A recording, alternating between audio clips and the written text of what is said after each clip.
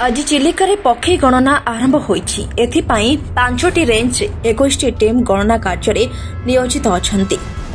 गोटिए गोटिए team रे 5 जनरू 6 जन अछंती। गणनाकारी को गतकाली गणनार तरीका उपरे तालीम दिया जायथिला। सकाळ 6टारू आरंभ होई 11टा पर्यंत गणति हेबा जणा पड़िछि।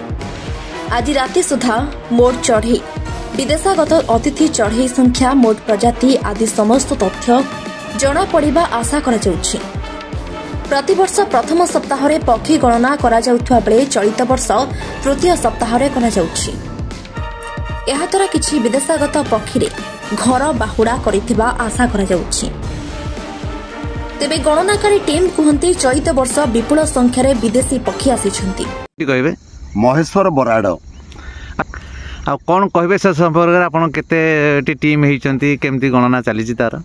मराळ मालिनी नीलांबु चिलिका उत्कल कमला विलास दीर्घिका चिलिका रे पक्षी विदेशागत पक्षी मानकू एवं एठी चिलिकार थिबा पक्षी मानकू गणना करिवा पई गला काली आमर सीडीए ऑफिस रे एक तालीम शिविर अनुष्ठित होइथिला एवं आमर ए पक्षी गणनाकारी दल 21टी भाव में विभक्त करा जायछि।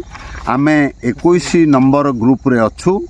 आज ए 21टी दल चिलिका भितर जाई विभिन्न अंचल निर्दिष्ट भाव में बंटा जायछि। आज सकाळ 6 रु दिन 11 पर्यंत आमर ये गणति कार्यक्रम चलिबो। तेणु बहु विदेशागत पक्षी ए वर्ष चिलिकार भरपूर होइछंती एवं ताकू गणति कला परे शेष रे ए सब कार्यक्रम केते चिलिका टोटल पक्षी आसिले ताकू घोषणा करा जिवो। कृष्ण प्रसाद रु कैलाश चंद्र पटनायक रिपोर्ट, खबर टुडे।